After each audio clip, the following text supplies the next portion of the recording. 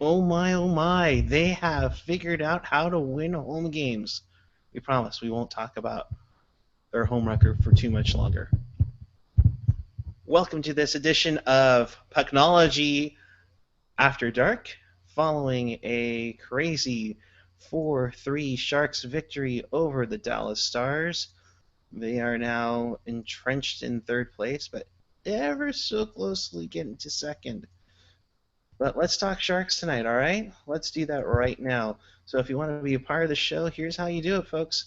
Use Technology After Dark, the hashtag, to ask questions or comment about the show. You can follow us on Twitter at Pucknology, at PuckGuy14, at AJ_Strong, and at Eric Landy. With us tonight is the one and only AJ Strong. All right. All right. All right, all right, all right. Thank you, Mr. McConaughey. And joining us from his kitchen, Eric Landy. Yeah, the dining room is going to be my office tonight, so excuse the drapes, Gen X. Yeah, dude, I'm waiting for the Photoshop, dude. Hot and heavy, quick and quick. Just All right. Well, here's the thing too. I wasn't sure that Eric was going to be on, so I'm actually hosting the program. So there might be more than your average AOL connection issues, but we're gonna toughen through it and go from there. All right. So guys, let's talk. I'll begin with AJ. Good evening to you, sir. Four what's it? three Sharks win, five in a row overall, three in a row at home. Yeah, I think we're all a little like, wait, what? I mean, they came out gangbusters first and second period. I was really impressed with the energy and the hustle that they showed in those first two periods, and Dallas seemed, well, like they were playing a back-to-back and on the road, but I was a little surprised by that. And then in what used to be Sharks fashion, Dallas kind of walked through the first two periods and then, oh, we're still playing the game. Let's turn it on here. And the Sharks looked awful in the third period, just absolutely putrid. I mean, how long did it take them to get a shot on goal? It was just frighteningly bad. But then they get up 3-2, and then, of course, 12 seconds later, give it back. So at least they got the win. But I think the thing we need to discuss is the hell is going on with Martin Jones? Yeah, no, I know. I wasn't a big fan of the goal coming into the third period, that goal that tied it up, and then I was not a fan of that goal that he gave up right after the power play. I just don't know what it is, but boy, it was sure Niemi-like when they needed a big save after a big goal. They didn't get it. And we got Chester Chivo already chiming in at Eric Landy in his kitchen, much like the Sharks were in Niemi's kitchen. Hashtag Technology After Dark. Thank you, Mr. Chester. Thank you. Oh boy. I thought it was a good back and forth game. There were some soft goals that could have been taken care of a little bit better by Jones, but they got the job done. And isn't Hurdle, and I mentioned this a week prior to actually happening, putting Hurdle on the top line again.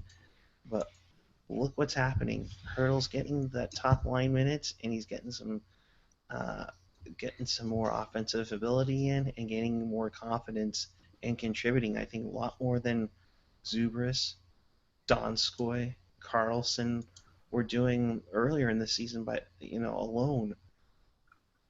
Dude, the bottom six over the last 5 games has just been such a refreshing surprise. As much as we've done it, other people have done it. It's just kind of shit on the lack of production from the bottom six, and especially when people have dumped on guys like, well, John Scott, Mike Brown. I mean, just some of the space takers you had in that group, and now it's like they definitely are the ones that are coming to play for me more than the top six. And having Turtle center in that third line, I'm sure helps the situation. But what a difference when you're a little deeper down the middle.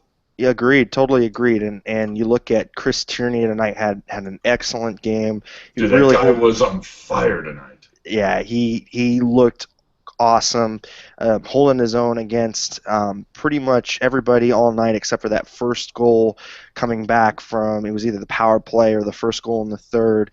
Um, he just looks awesome. Carlson looks really, really good with him on the wing, and I also like Donskoy's game. Those three have been really good for me lately. Um, Nieto doesn't look too out of place. I wish he would have a little bit more finish, but he's definitely getting shots on net, which I can't fault him too much for the lack of finish. I wish he had more, but he is getting his shots on goal.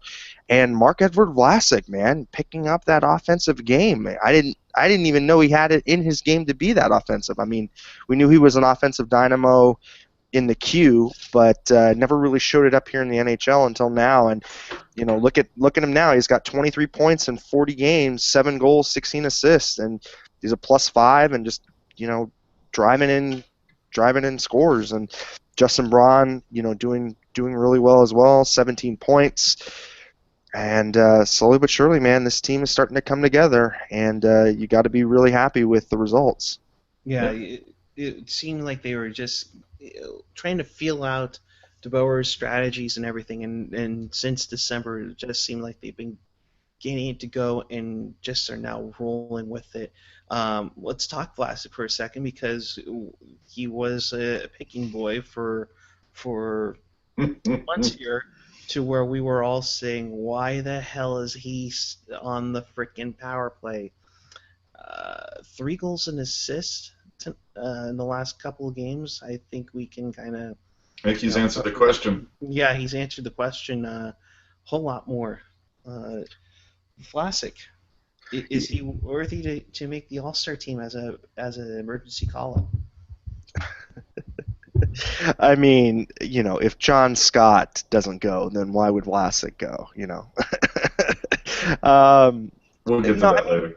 yeah, yeah. I think he's having a great year. He's been really defensively responsible.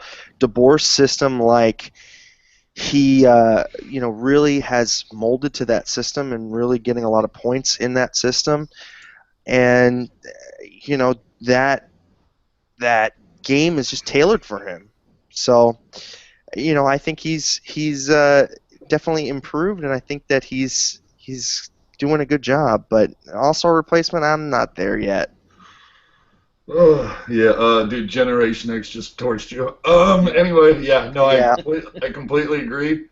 Um, Pro tip, Eric: soak the curtains in seltzer water after you dump the bodies and before you hang the back up. before you hang them back up, it's always a good clue. Yeah, when you see that much red, clearly you didn't soak those things enough. Yeah, So apparently.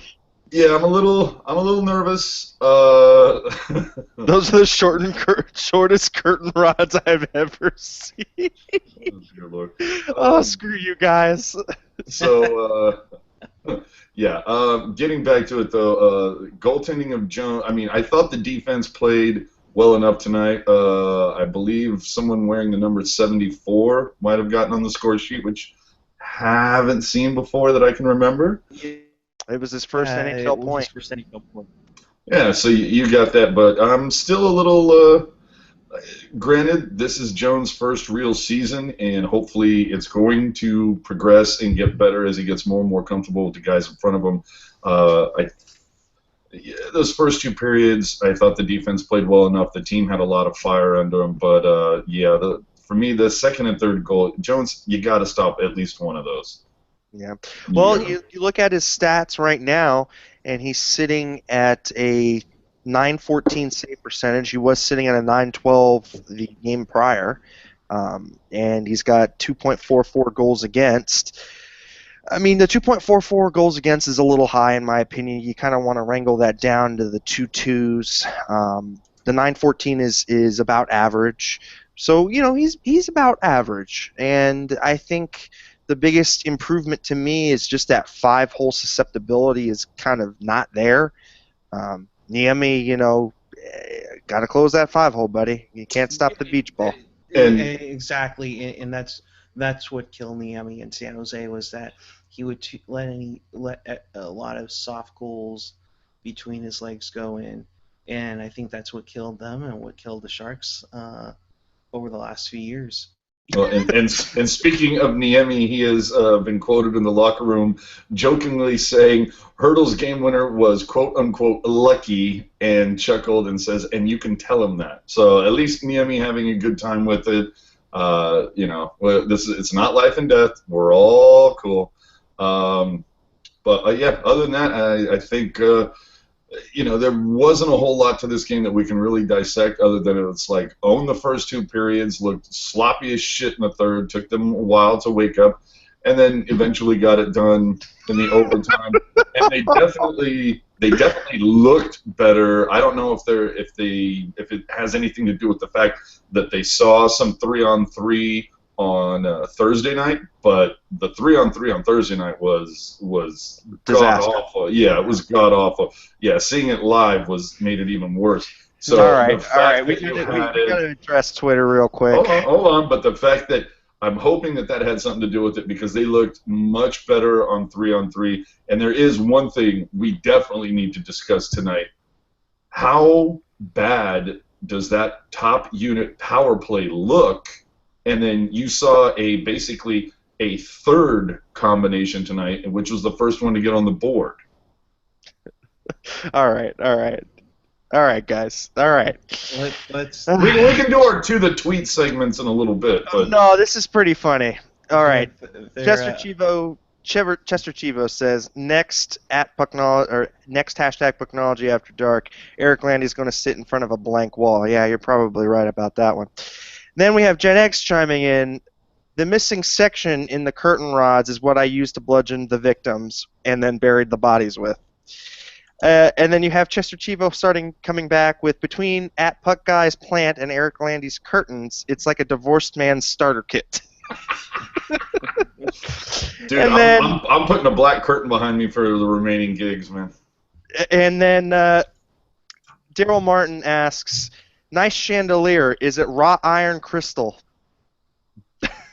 You can see the chandelier that's right in the reflection right there. wow. Bravo. But let's get back to it. And when we're talking it on the Google chat, yeah, the Thornton power play line is, I don't know if it's a case of the fact that it's just so goddamn predictable or it's just been incredibly ineffective, but that top power play unit has just been shit. Yeah, let's talk about that. I think that this road home split on the power play is nuts. The power play, they're lights out. At home, it is just complete hot garbage. Yeah. I mean, I don't know what the actual splits are, but it wouldn't surprise me if the Sharks are like below 10% at home and above 21% on the road, because it is just dog crap. And that second power play unit is finally clicking. You know, Tierney had a great game and really deserved to be on that power play unit. Hurdle was a little wrecking ball in front of the net, and Donskoy was making some pretty creative plays. Yeah, well, and you see on the Google chat saying, the top unit, they just throw it up to Burns at the blue line every time, which, that is a big part of it. But tonight, the line that scored, the third power play unit that they went out with, if I remember correctly, the guys that were out there, it was, I believe, Tierney, I want to say Nieto, and Wingles? Yeah, and Wingles. And was DeMello out there as well? I mean, it was just they threw everybody who hasn't been on the power play. They threw them all out there, and that's what worked. And it's kind of like, well, yeah, why wouldn't it? Because hey, we've never seen this before. We're so used to the Thornton, come in, hit the break, and how hard. Or I should say, how difficult of a time were they having just entering the zone on the power play? No, and you know what? The other thing that really bothers me is they become complacent on the power play. Like that They're second back to unit. their usual setups again. Well, not even passive. that. It's they become really passive, and then when you get any pressure up in the defensive zone, it's like they start to freak out about what to do with the puck. So you have Burns back there by himself, and you have two forecheckers who are on the penalty kill, just driving him, into different into different spots on the ice, and everybody's kind of like already rushing up the ice to try and get a 3-on-2 the other way, and it's just like, come support the guy in the back. We saw that with that one Ward give up on the blue line where they took it in and they scored a shorty. So it's just they're just complacent on the power play, and it kills me, man. There's like no urgency. Yeah. Yeah, it just seems like do. It's kind of like the Kansas City offense when they're down by 2 touchdowns in a playoff game. It just it's I, like I didn't I didn't I didn't steer it towards the NFL, Gen X. I didn't do No, it. no. I mean, using it as an analogy because it's like there's no sense of urgency. You need to get it going. It's like forget what was it? Couture's goal. Uh, Earlier last week. It's like you throw it on net, good things can happen. What's it gonna do? They're gonna clear down your zone. Oh, geez, it's like they intercepted a puck, in the slot. They're just gonna do the same. Just throw it on net. You never know, and you know how Nemo is. He goes down early. His legs are split wide open. You go through the 5 hole or you go up top. If it doesn't work, it doesn't work, and hopefully you can intercept it. Burns is pretty good about keeping it in the zone, and you can keep attacking. So So guess what, guys? The Sharks have scored the most goals in the Pacific Division this year, up to this point. Who would have guessed that? Who would have guessed that? and I believe, as I was trying to work on the standings page tonight, as I'm trying to get to them, I Vlasic's believe 3-point game is the first ever by a Sharks D-man against the Stars. three. 3-point. What? I was saying the Sharks are fourth in the Western Conference in goal differential at +7. They're tied with Minnesota. Yeah. I mean, this team is really, really coming on, and it's good to see because for those weeks that they were just muddled in this win-loss, win-loss, win-loss mode was just not getting them anywhere. And now you've got LA who blows a 3-goal lead to Ottawa. 3 goals, and they blow it. And you have Arizona losing tonight with the Sharks with a game in hand. This division is starting to look. Well, I mean, it was wide open, but it's starting to look. Still is for the most part. Yeah, no, I mean, but that team in first place is starting to look a little less, like the gold standard than everybody has been talking about, and you just look over into that Central Division though, and now, oh my God, that's so scary. It's so scary because now you have Chicago coming on, and they've won 10 in a row, fucking 10 in a row.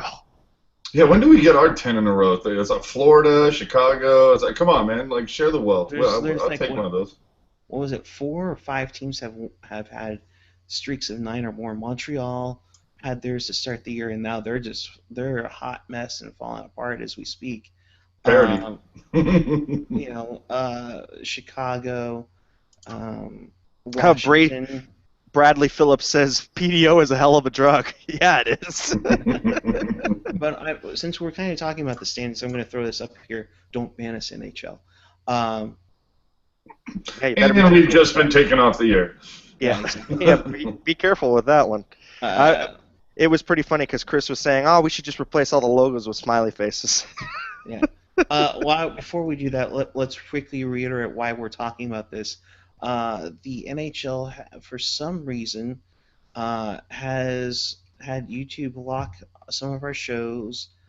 Most importantly, this time it was after we broadcasted it due to visual content. If you're seeing all this here, I'm trying to figure out what visual content is there to be copywritten. What The angry NHL has copyrighted the Angry Tree. Yes, exactly. How did they do that? How much did you sell that copyright for, Eric? What did I tell you about that? I wish it would be $1.6 billion. But nonetheless, we're going to risk it and actually show you the standings because that's what we believe was what the content issue was on last show. All right, LA's at 57. They blew their lead earlier today against Ottawa, the Sharks' next opponent. Arizona lost. They are at 49 points. San Jose is at 48 with 21. Rose. Thank you. And technically are actually over Nashville in the wild card race as well. Uh, Vancouver is at 46 with their 15 Rose. and their craptacular overtime losses that are holding them around. And Let then me Anaheim. let, let me just make a point here. Gen X is already a beer in or so. You have this new background that he's already started on, and now you're going to throw the Rose thing on top of it to make him drink more. Dude, you are pouring gasoline on a fire, my brother. Well, at this point, I just keep hoping that I say row enough that he'll have to drink and then fall asleep. So, I'm just waiting for Landy to start singing "Row, row, row your boat." I was going to say, rub a lamp, brother. But so you have Calgary who picked up a point as Edmonton beat them tonight in overtime. Uh, still, still a tight race. I still say it's going to be the sweetest race out of all the four divisions in the Pacific, but starting to get some ground uh, uh, from the other four teams, guys. Hmm. Well, seeing here, I'm not even going to try to pronounce the name, but he says Niemi saying that it was exciting to see the fans and his old teammates again. Well, okay. yeah, you definitely played like you were playing with your old teammates. That's for Uh, sure.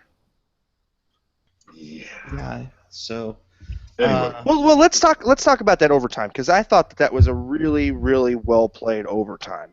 They had Dallas hemmed in for the first minute.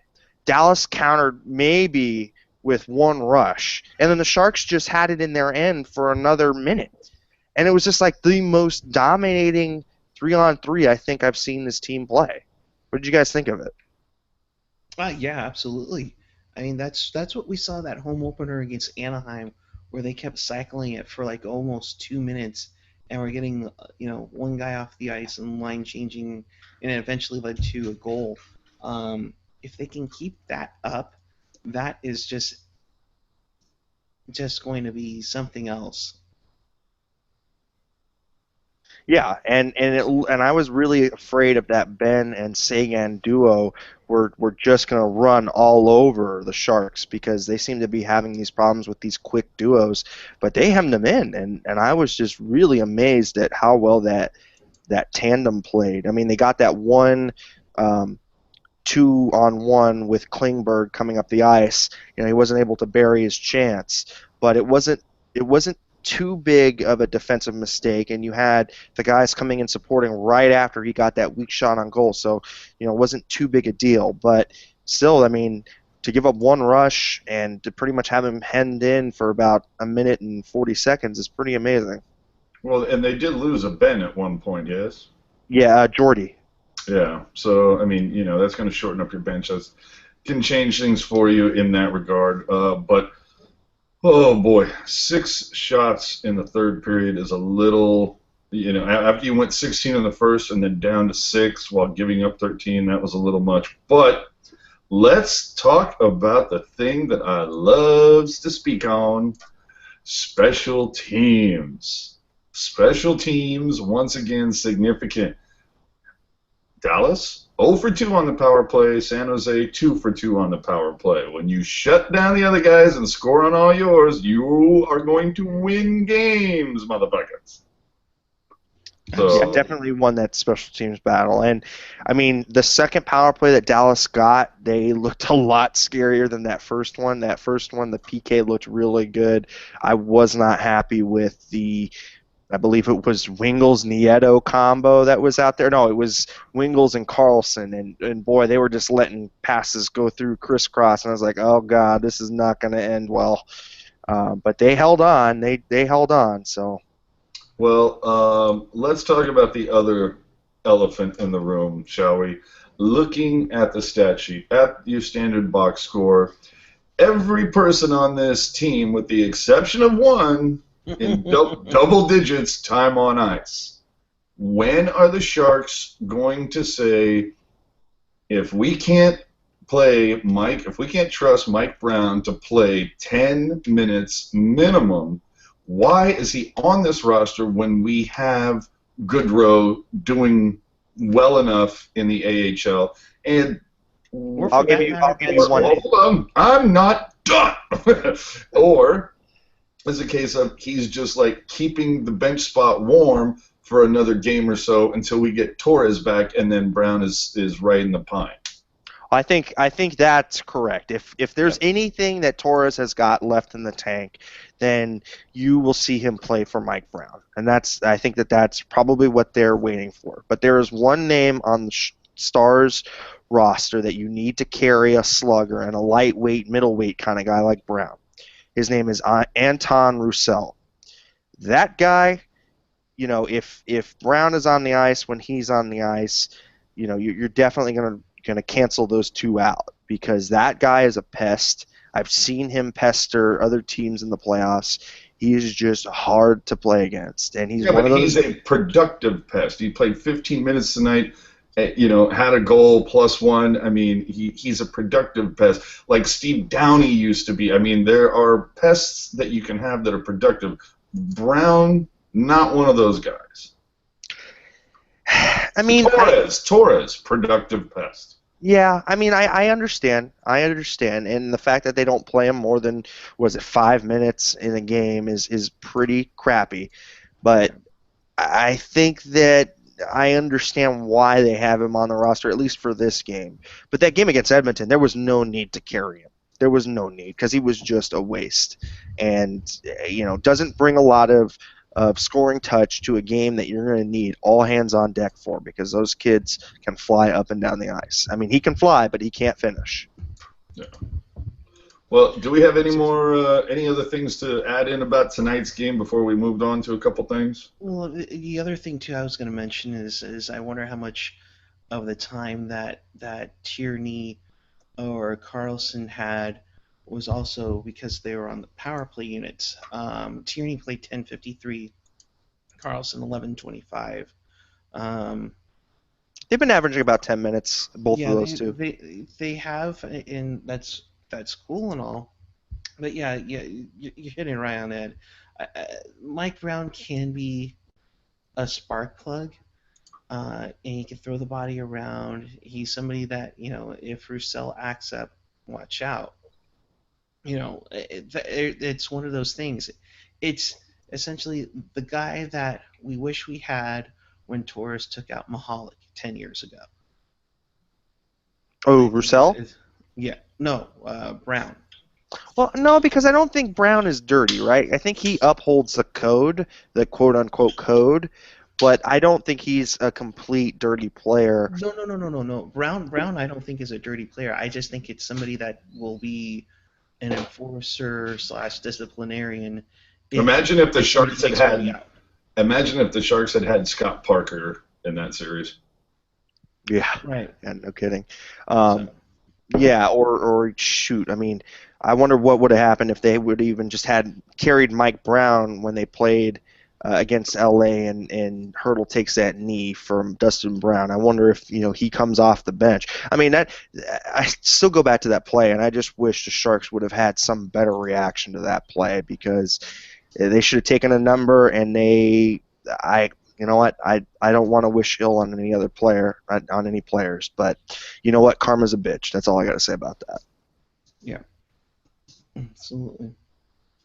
All right, well, let's move past this game. The Sharks won 4-3, and let's. Come on, let's just dive into it. What we're all been wanting to talk about. It came out yesterday, man. I was wanting to talk about this shit yesterday. I think the new elephant in the room is the uh, trade of former Shark John Scott to essentially the St. John's Ice Caps. Um,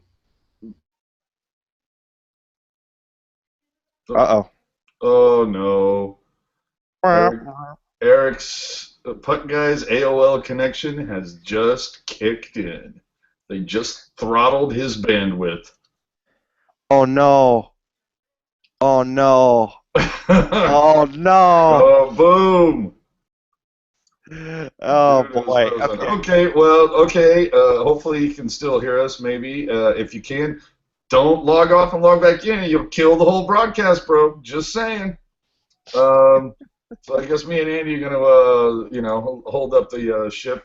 So my view on now, I wrote an article. Funnily enough, I wrote an article about this for Pucknology.net, December 3rd, dude, a month and a half ago about this, and all the stuff that I said is it's pretty much the same thing where you're seeing various people.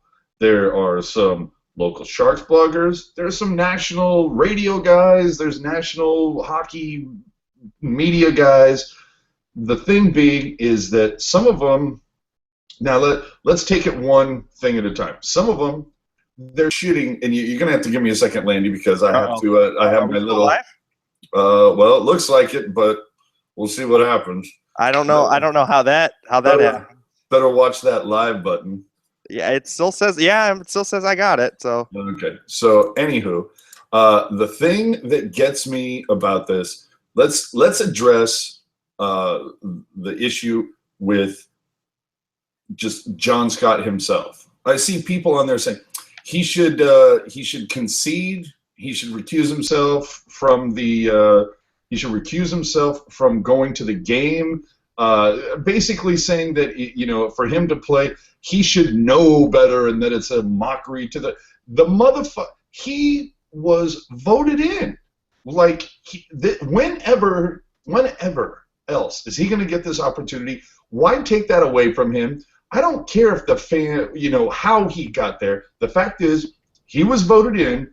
Let him play. Let him go to this. Let him enjoy the entire experience of it. That to me, that's what it's all about. And then when they place the blame on the fans, and the fans are disrespecting this process and mocking the whole game. What they're mocking a game that means dick. We're mocking a game that Sidney Crosby doesn't even want to fucking play in. I mean, this is a meaningless game. And I go back to the point of you allowed fans to vote 10 times a day. This is not the only time this has ever happened. There have been campaigns in the past where it was being driven to vote for the worst. There's a website, for Christ's sakes, called Vote for the Worst. This has happened before. Don't blame the fans. It's blaming. When you leave the gate to the prison yard open, you can't be mad at the prisoners when they leave. This is a situation. The NHL put this system in place. They could have allowed one vote per email address. They didn't have to allow the fans to vote at all at this level. They could have let the media and coaches and different people say, here's who we think should be on the ballot, or here's the people that we think should be in the All-Star game based on whatever, blah, blah, blah, and then let the fans vote for, like, the starting lines, something like that. But the fact that you put this system in place and now you're basically telling the fans to, no, we don't care what you want. Go fuck yourself because we think John Scott is a joke. Meanwhile, you're hearing from Vlasic, Couture, just various players saying, no, we were all planning on watching it because Johnny was going to be there. We wanted to see it, and now we're not going to watch it. So to me, the whole thing is, I don't care. If you're one of those people that sits there and go, oh, well, this whole John Scott thing, it makes a mockery. You know what? Go fuck yourself. You take yourself too seriously. It's a meaningless fucking game that means nothing in the grand scheme. Let John Scott play. yeah, no. I mean, here's the thing: if you have a real issue with this vote, then vote for somebody else. I mean, it's just that easy. If you have a problem because Nicholas Backstrom isn't on the team because you've got Alex Ovechkin, then vote for Nicholas Backstrom. If you've got a problem that Max Domi is not on the team over John Scott, then vote for effing Max Domi. I mean, it's that easy. It really is. It's not that hard. I mean, and then you hear the guy come out and say, "Oh, I'm going to take my family. It's going to be awesome. I'm going to take my little daughter. She's going to be able to see, all these guys up close. She's going to be able to take experience what Nashville is like. Just going to be a great atmosphere for my family." You get all those good, warm and fuzzy feelings. You have all this you have all this PR generated for this game that let's be frank, nobody watches, and you get all this PR for it, and now you just shit on all of the goodwill that you had because you had kind of this reputation like, oh man, you know what, the NHL is going to let this go through. That's kind of cool, that this kind of little stunt would work. And now that they have it, it just goes to show you that the NHL is the greedy bastards that held us out for half a season, the greedy bastards that locked us out in 2005. It's the same old bullshit, the same bullshit of making the fans pay for the past mistakes of the NHL, ticket prices increasing. It's just the same crap over and over and over again. The Yeah. All-Star game is for us, the fans. It's not for anybody else, and more so for the local fans than anybody else. And if we vote for somebody in, then goddamn it, that player should go in. Yeah, absolutely. Um, Again, I apologize for my Comcast AOL-like connection going down on me.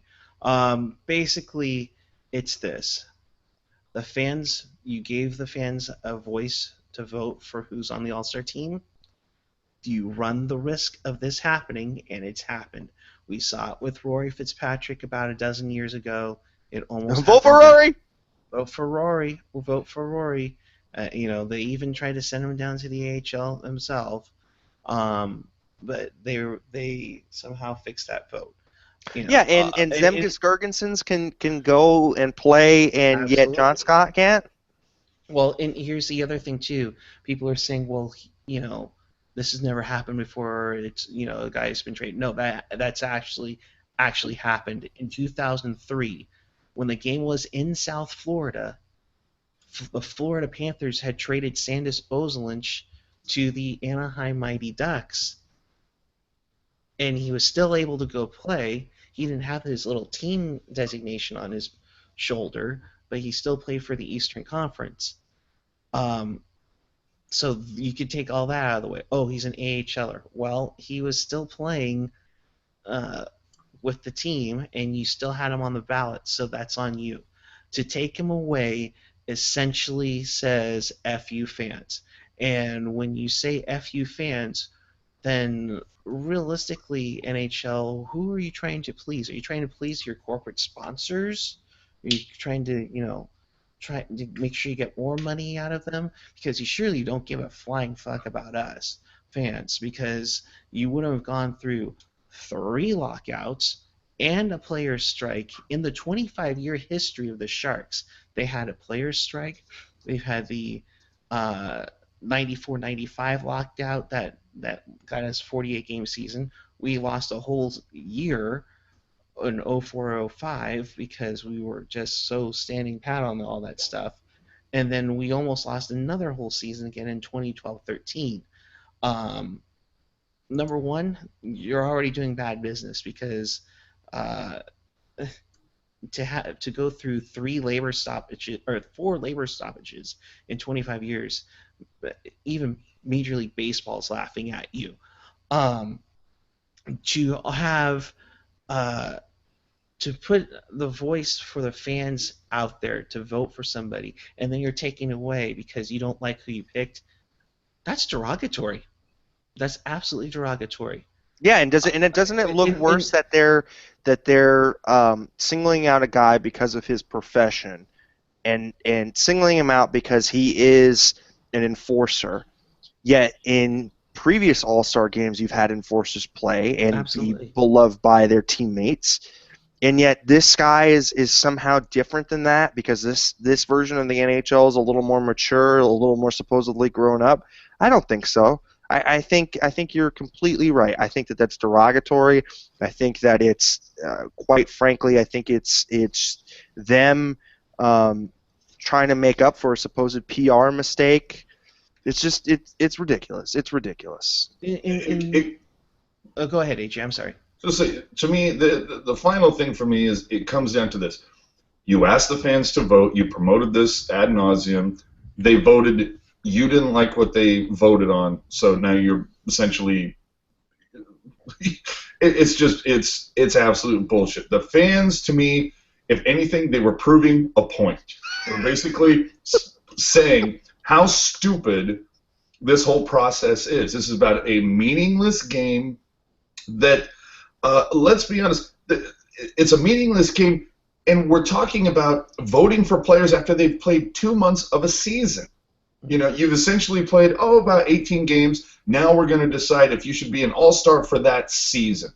You know what? Shit can the all-star game altogether. If you want to do a break, that's fine. If you want to build in some sort of break, I don't know. I mean, I'm sure we could rough up some ideas. Okay, then you have this break, and you know what? The guys that had stellar seasons. Now, maybe they didn't get a Richard or a Selke or whatever.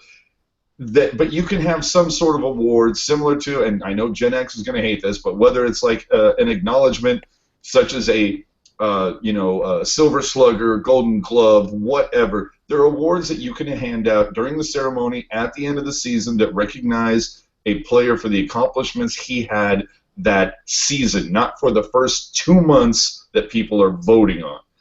The only way that the NHL can save face in this is to either let John play, but bring him in, let him be somehow a part that he was. Just let him play for the Pacific. Who gives a shit? This is a meaningless game. Okay, yeah, he's with Montreal now. Still, let him play for the Pacific. Let him captain the Pacific. That's what he was voted on to be.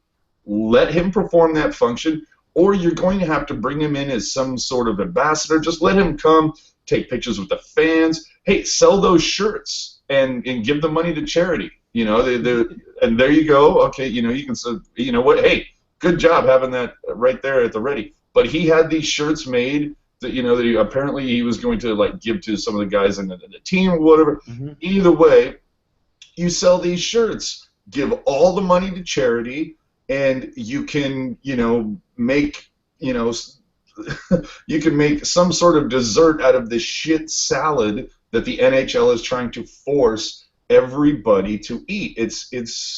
That's the only way you save this. If John Scott is not in Nashville at the end of this fucking month, the NHL just, I mean, it's just one more black eye for Bettman and his time as commissioner. I mean, how many more times does he have to fuck up before we get somebody new? I mean, God, what are we on, 30 years of this fucking asshole? No, we're 24. This just in, Gary Bettman's decided to make a surprise appearance. He's right there. Have you guys been seeing the Twitter blow up? I was going to add one more thing to this, and it's two things. One, because of the prize money that's up for stake in this game, John Scott could quite conceivably put up a lawsuit with the league, saying that they took away a chance at more pay. Yeah, where's the PA on this? Yeah, the PA needs to get on this, and I don't know if Bettman has been talking to Fear about, do you mind just keeping this a little quiet? We just want to let this thing go away. Yeah, the PA really needs to get on this because I don't see that being fair to them, or for that matter to Scott, because and here it brings up another point. There's some other people who've done a lot more bad things outside the rink. We won't mention their names because it was all alleged. Yeah, we won't mention their names because they play for Chicago. But anyway. But my point being is that so you're gonna cause a guy who plays the game. He's got a clean record off the ice. He's essentially, we've got to see him on the road to Stadium Series last year. Seems to be a good fun guy around. He's a family man. He's a goofball. There's nothing bad about this guy. And he's smart. He's got a degree from somewhere, but it's in finance. I mean, the guy seems like this guy can do everything except play hockey. And the scary part too is that his wife is expecting twins too, and he's gonna move from Arizona to St. John's, Newfoundland, um, which Oh, I think and is you know what? You know what? The thing that's crazy is Don Maloney comes out and says, "Oh, I certainly didn't make this trade because of the All-Star game," and it's just like, dude, you're a fucking moron. You know what? yeah. What rock That did you claim. crawl out under? Don't make that claim because that's just asking for more trouble. And I will say this because there was a couple of, or there was one person I won't mention her name, but was saying that this was started by Sharks fans. No, it wasn't. No, it This wasn't. was started by the That Merrick was versus Wyshynski Yeah, that was podcast. The Merrick th- versus Wyshynski podcast. There were some who suggested, yeah, it'd be great to have John Scott in because that way our players can get more rest for it. Sure, but you also had Arizona fans jump in on this. You also had a bunch of others jump in on this. It's not just a centric. For that matter, John Scott's not even the Shark, so why would we want to do that? That's ridiculous. I So don't care who started it. The fact is, if to me, it's if he's not there, you have told fans your votes don't mean dick. and your voice Bottom means line. absolutely Yeah, shit. But we'll bottom take line. your money. Yeah. We'll take your money and we'll up those edge jerseys, which originally were $115 when they came out, and now they're $155 at your local NHL arena. Oh, and by the way, you know that $18 seat I used to sit in 2005. Yeah, now it's 80 to go to a game against Ottawa on Monday night. Not true necessarily. If you go on StubHub tonight, I saw I'm tickets not talking for. about StubHub. I know, but I'm just saying, if you want to pay $18 to go to the Ottawa game on Monday, Sure. bring up StubHub. They have $18 seats, and in fact, they have $18 seats for the game. But if you want to park there, that's $19 for a parking pass, which I get a big kick out of. Anyway, So and then for this finishing game, up. Well, hold on, let me finish with Eric's thing. The other thing also with the jerseys, on Thursday night, I went to the Shark store because I wasn't aware of this. 155 for a replica. Yep. Now, to me, a replica jersey should be ballpark about 80. About shouldn't be over Maybe 100. 100 at least. Ballpark. You know, I'm saying 80, 85, somewhere. That's about what a replica should be. And for me, an authentic, with the not name and number, not plated, but with the fight strap, everything stitched properly, an authentic should be about 200. Let me tell you this, because I just found out, in case anybody else who doesn't know, because I just found this out, we're 41 games in. To get a heritage jersey with no name or number, with those crappy ass, I have a replica first generation in my closet, and I have an authentic first generation in my closet. You know what? The shoulder patches, the awesome circle with the fin coming out, both of them on each one stitched. Yep, Beautiful. they're the same. They look great. This one's, it's these plastic pieces of vinyl shit that looks like if it stayed out in the sun for half an hour, it would start cracking. Looks like garbage. $155 for that fucking thing. They look like goddamn Chinese knockoffs. Then I asked the guy, because I wanted to make sure that this wasn't a case of that the authentics were the same thing. And so I went in to talk to the guy. So where are the authentics for the heritage? Oh, right here. Take a look. They're stitched. Oh, what do these go for? 300. 300. Yeah, they're gonna be 300. And you want to name a number on those things? Oh, that's gonna be like another $80. Mm-hmm. Are you fucking kidding me? Got, and granted, there's inflation. Things go up. It's all good. My authentic jersey from 25 years ago, my authentic jersey with a custom name and number, fight strap. This is an authentic deal with all the bells and whistles. Cost me $140. Now, granted, I get inflation. I get it. $400 for a fucking personalized jersey? Are you out of your fucking minds? That should be $280 tops. Yeah, so during the 20th anniversary, we went up to Sharks Ice, and when they sell their gear out of the Sharks Ice store, we got a original um, CCM vintage replica. So it's that that vintage heritage line that they have, which is a little bit better than your standard replicas. That was $115 with a stitched shoulder patch, with a stitched front crest, and I mean that thing looks awesome. And it was $115. And the crap that they're selling right now for the same price is just ridiculous. And they did the same shit with the Stadium Series jersey. I didn't buy a Stadium Series jersey because I didn't want that I love that NorCal patch, but I hated the way that they had it pressed on, and it just looked like garbage. Well, and the difference being though, people want the heritage jersey. I mean, there was a decent amount that wanted the stadium jersey, but I think you can also guarantee that the desire to get those went down after they lost the game.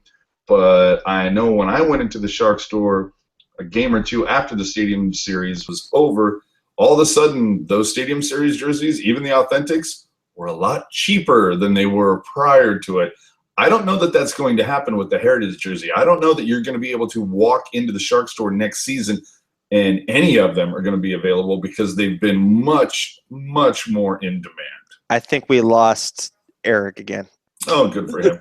Okay, so anyway, the other thing I wanted to get Are to. you even on? I mean, you lost a puck guy.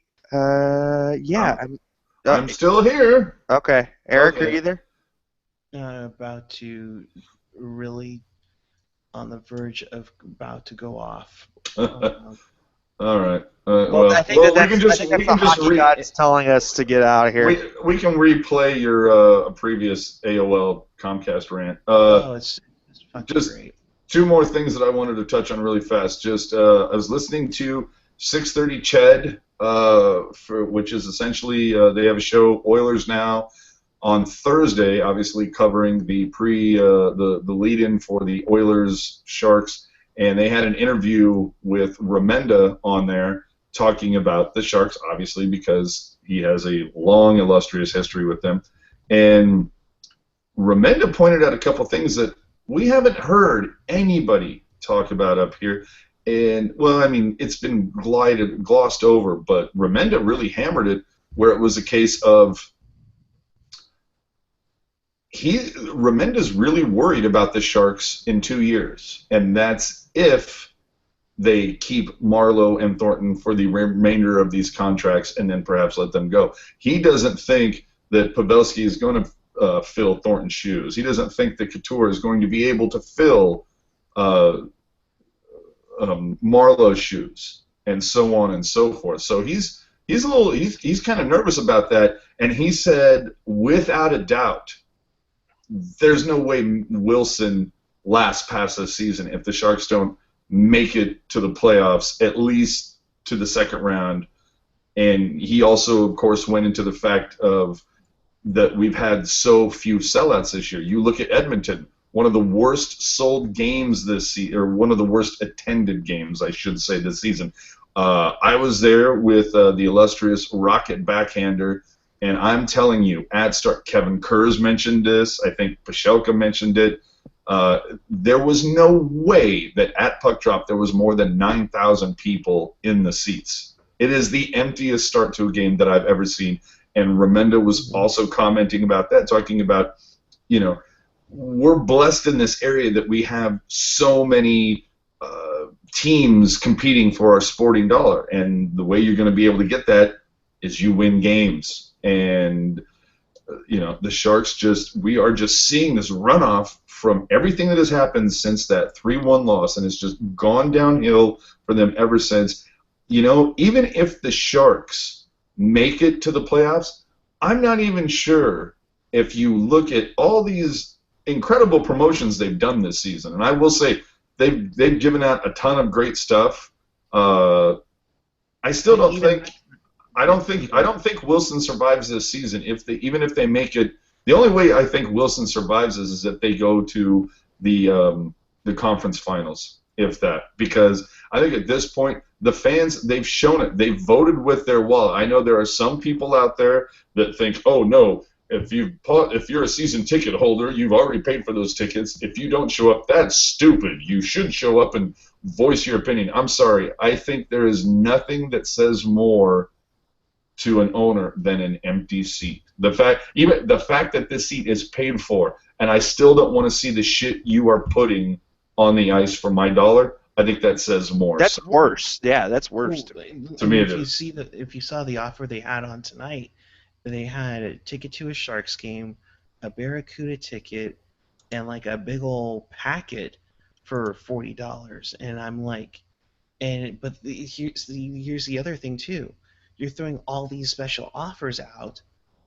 What do you give your Shark Pack holders, your season ticket holders? I've received absolutely nothing except for like one game for free. That was something that somebody else had mentioned, that they've done all these promotions to kind of get, I guess, what you would call the quote-unquote casual fan. I mean, I've never been a season ticket holder for the Sharks. I've never been a Shark Pack holder for the Sharks. I've always been, obviously a pretty diehard fan, but I've always I want to go on my schedule. I want to go to the games that I want to go to, and sometimes my schedule doesn't allow that. I don't want to commit to 10 games if I can't go to 3 of them or whatever. I just buy tickets as they happen. And with this season, I think I've gone to 8 games so far, 8 home games so far. I think I've won tickets to half of them. So, because they're trying to put butts in the seats. So, anyway, that's the final thing for that. I don't know if you guys want to hear about the tour or not. If you don't, that's fine. We'll get out of here. Go ahead and cap it really quickly. All right, really fast. I don't know if you guys saw it. Jamie Baker put out a contest before the game that said if you can name all the Bowie songs, blah, blah, blah, we'll give you 2 free tickets to the game. I did it. I won the contest. Now, here's how cool Jamie Baker is. I sent him a thing that says, do you just need my name at will call to put the tickets at will call, or is there a different process? He goes, you have 2 options. I'll put them at will call, or you can come early and I'll give you a behind the scenes tour. And I'm like, of course I'm taking the behind the scenes tour. It was fucking awesome. Brought me and my buddy in, takes us downstairs the lower bowls or bowels of the tank.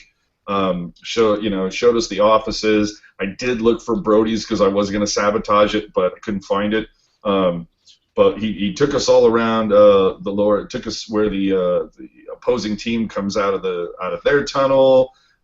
Showed us some more stuff down there. Took us up. Got to go do an entire tour of the press box. So when Randy does that shot where he's got the screen behind him with both teams, saw all of that. Saw where all the opposing team, their TV, radio, media people, just the entire upstairs was fantastic. It was awesome. Got to go out on the catwalk.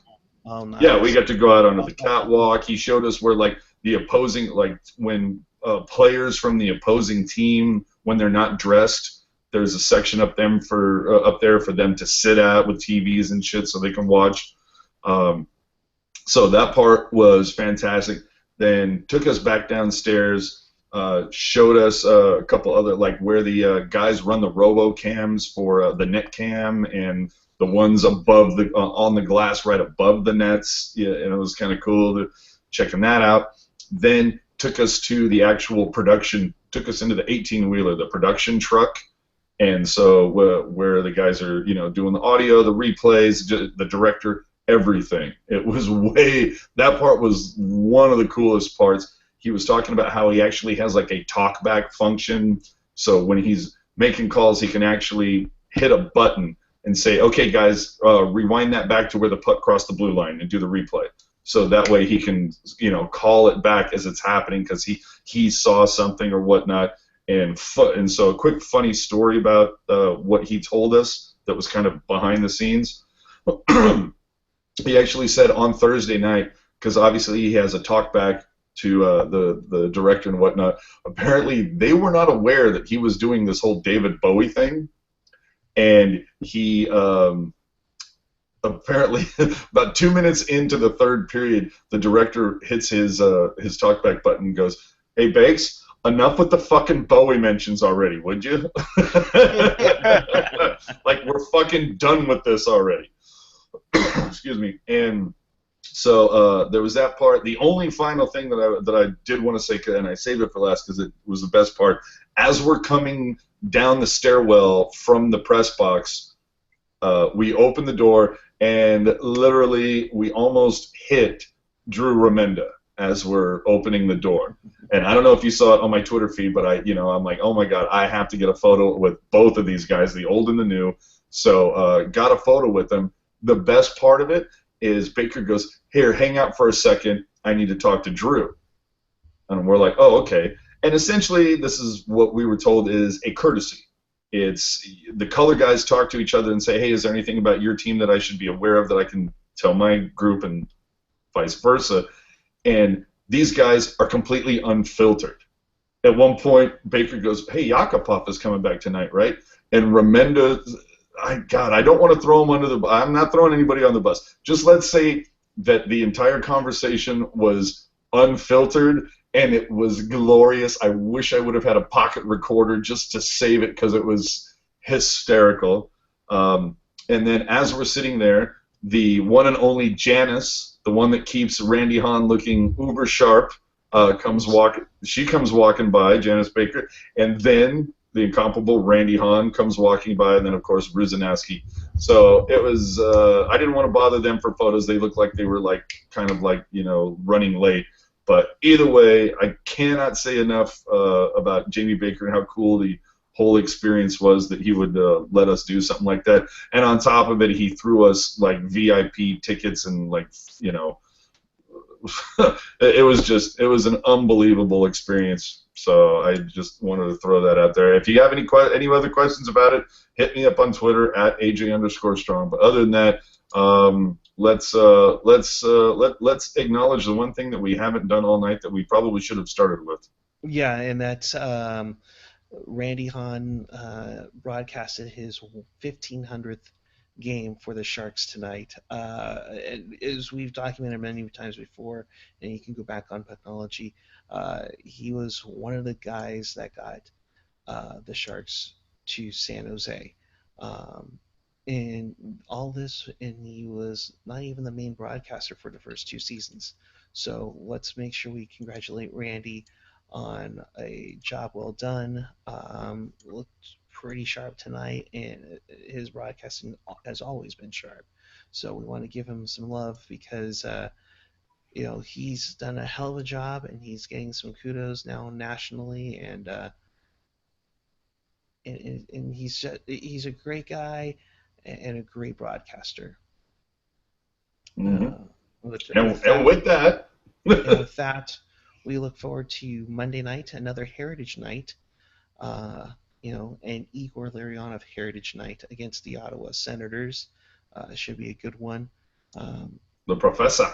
the professor, the center of the OV line or the OV unit, uh, will be there to drop a puck and wave to everybody in the stands. Igor, we miss you. Yes. Oh, do we ever? Until Monday night, for AJ Strong, Eric Landy, our entire staff, and not my connection because it's about to die. I am Puckeye14. Make sure you subscribe to the Pucknology After Dark channel. Make sure you go to pucknology.net for more content and follow us on Twitter. And until Monday night, keep it real, keep it fresh, keep it real fresh. Good night. Peace.